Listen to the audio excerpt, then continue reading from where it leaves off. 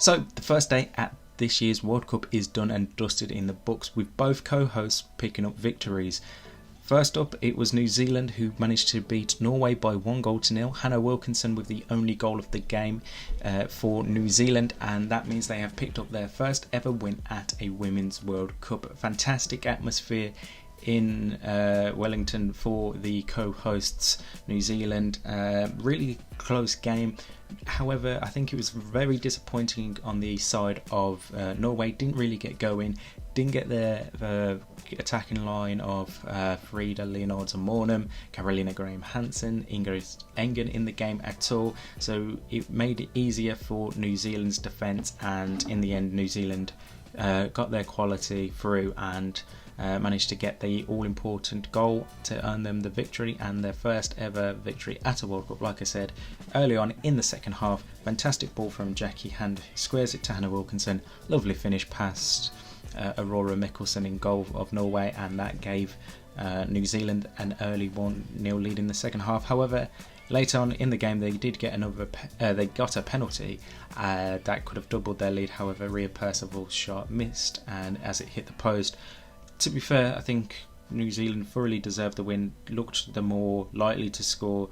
Nothing from Norway screamed to me that they were going to do well at all in this game. They just weren't ever really out of first gear, and I think that could be a problem for them going forward in this tournament. Very similar to what we saw at the European Championships last summer.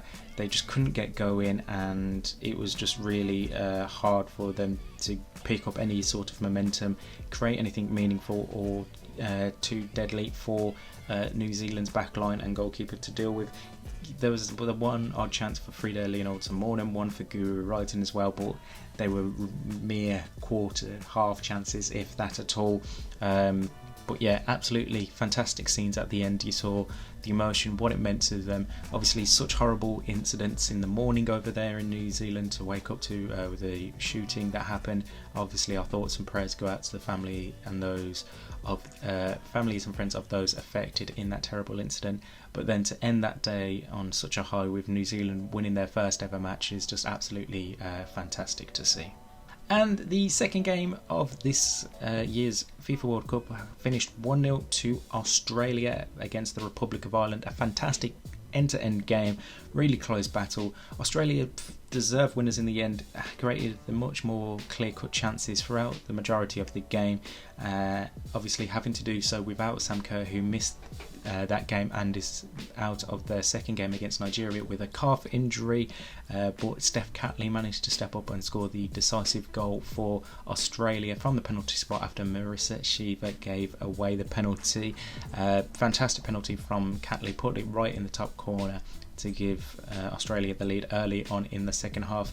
It was a battle throughout the game that for me was really key, was on the left hand side of Hayley Raso and Katie McCabe throughout the full 90 minutes, absolutely battling it, going in guns blazing with the challenge right at each other and making it a proper feisty game between them. A lot of fouls in the match, referee only brandishing one yellow card just before half time to Denise O'Sullivan. However, it was a very end-to-end game, and when the Republic of Ireland made their substitutions, bringing on Abby Larkin and Lucy Quinn just after the hour mark, they really gave the Republic of Ireland a new lease of life, and you could see them growing into the game, creating some chances. However, they weren't able to get past that back line of Australia or force one past Mackenzie Arnold. A shout out though to Ireland defender Louise Quinn, who I thought was absolutely fantastic throughout the game. A lot of the time you would think Australia were going to score, however Quinn would step up, put in a big tackle, absolutely rock solid at the back, and yeah, absolutely fantastic. I do think there is something there that the Republic of Ireland can get out of their remaining two games against Canada and Nigeria, so all hope won't be lost for Vera Pauw's side, but obviously losing the first game is always going to be a big task, but for them playing in their first ever World Cup, absolutely fantastic experience for them in Sydney in front of a record crowd of over 75,000 fans. Absolutely incredible, and it should be a very good rest of the tournament for both sides. Looking forward to the games taking place tomorrow. Now we have Nigeria and Canada kicking off at 3:30am UK time, followed by the Philippines versus Switzerland at 6am, and then to round off Friday's action, we have Spain versus Costa Rica at 8:30 UK time. Make sure you are subscribed to the channel so you never miss out on any updates throughout the World Cup or any of the big stories coming out of the World Cup and football in general, and that you're following us on social media for all the latest news and stories from around the world of women's football. In the meantime, we'll see you soon.